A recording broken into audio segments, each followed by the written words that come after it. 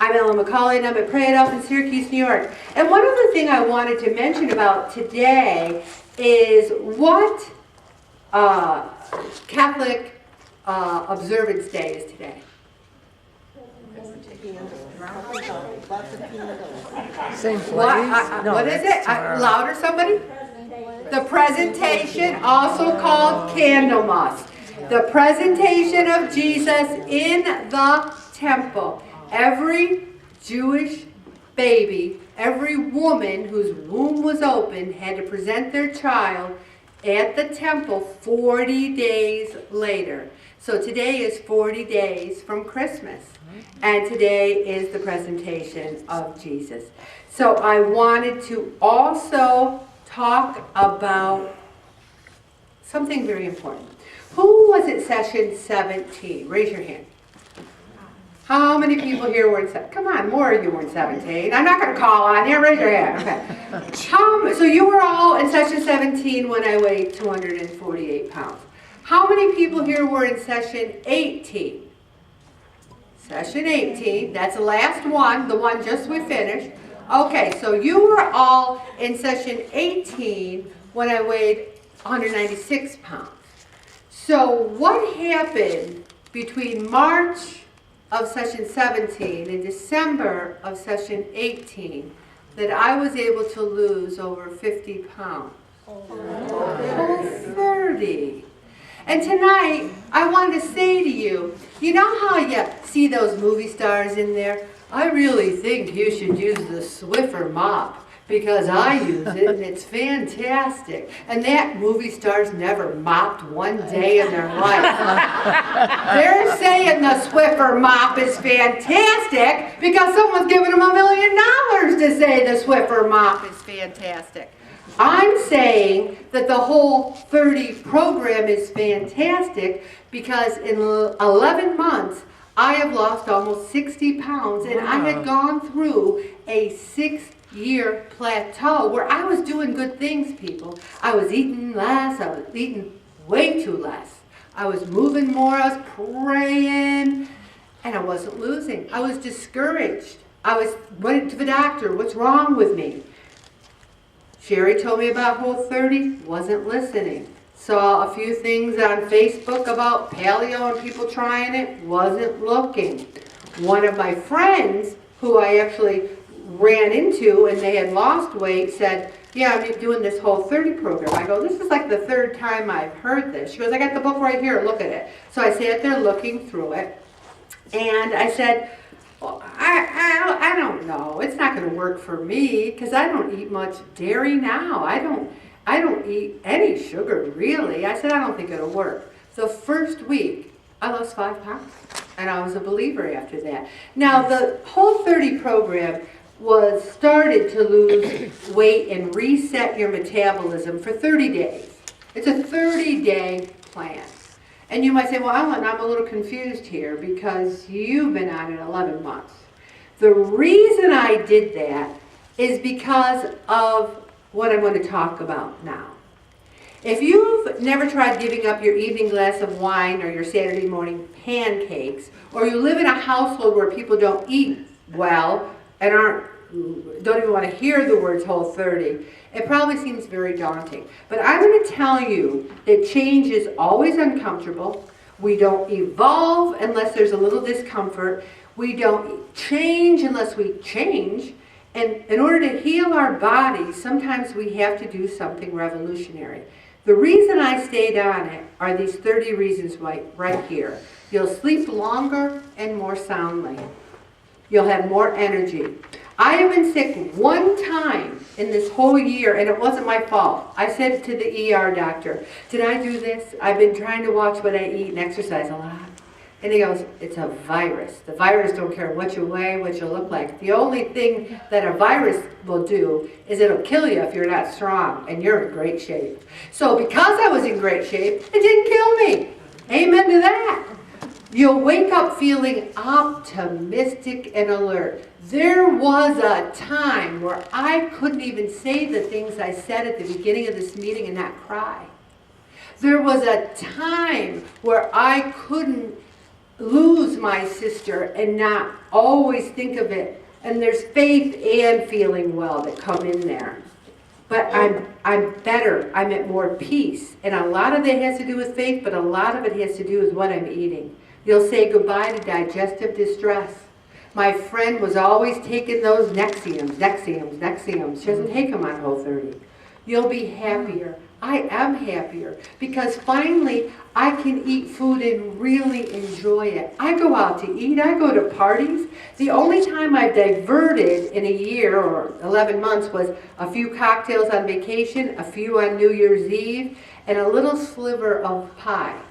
Look how long it took me to talk about my diversions. If I passed the microphone around to everyone who talked about their 11-month diversions, from eating healthy, it might take a little longer. But the thing I'm saying is, I'm happier about that, more peaceful. That swirly thoughts and anxiety that can be brought on by the sugar joyride vaporize and leave calm in their wake, more clear-headed. You'll drink more water because you want more water. You'll eat more vegetables, and you'll try different vegetables because it gets to the point where you're like, I can eat no dairy, no gluten, and no sugar. Bring on that boiled kale with almond slices. Yum, yum, yum. It was delicious. I wanted to marry it. A year ago, and it went, boiled kale with what on it? Also, you'll savor your food. I make a lot of noises when I eat, even in restaurants. I'm like, oh, this is so good. Oh, I appreciate it. You'll feel the difference between emotional appetite and real hunger. I eat 3 meals a day, and I am happy with those 3 meals. And I tell you, I'm at a restaurant, and I've got a frittata that's got potato and ham and eggs and all this, and someone will walk by me and say, don't you run that Pray It Off group? Is that on your diet? And I'll say, yes, it is. Yes, it is. I can eat that and love it. You'll find new favorite foods.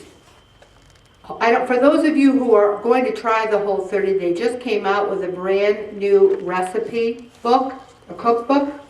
I got it at Walmart, half off. I was reading it like it was War and Peace. Like it was, oh my God, Bob, look at this. It's amazing. You'll be more organized. Now, a couple people think it's a lot more work eating healthy than not eating healthy. And you know what it is?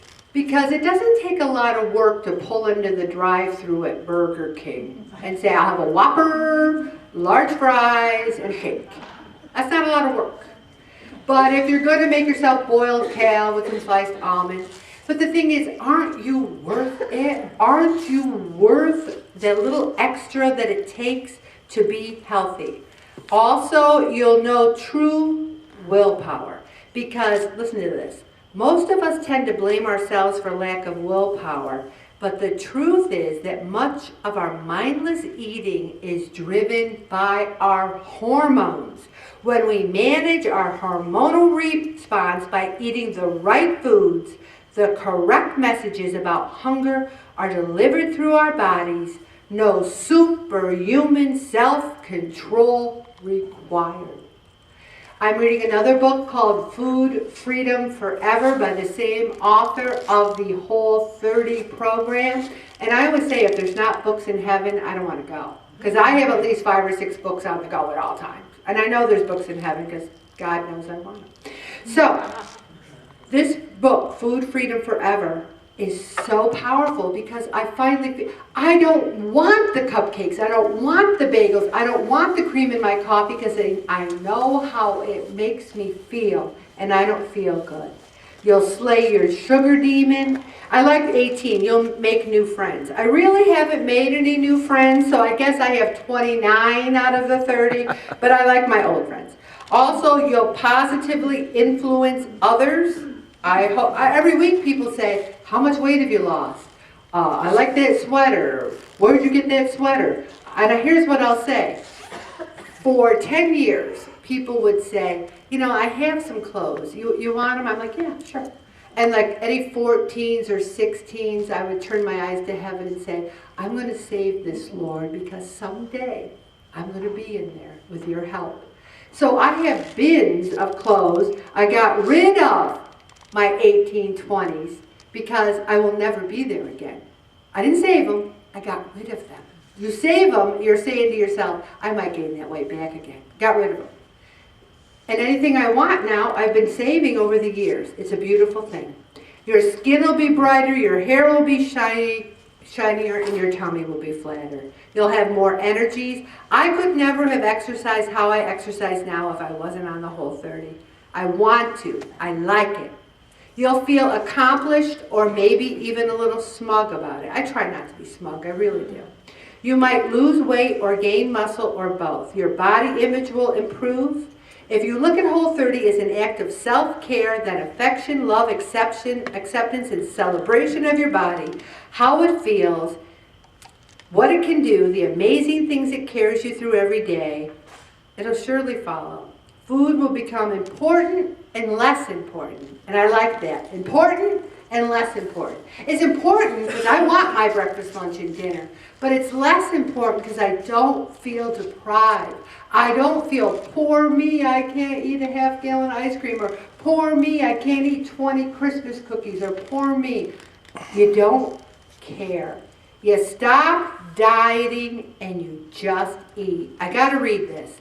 This is the best reason of all. When you take out the non-food food and replace it with real food, you can stop overanalyzing how much you eat, when you eat, where you eat. Yeah, quantities still matter, but you can throw off the shackles of calorie counting and denial and eat peacefully, healthfully, robustly, with joy and pleasure and laughter and cooling.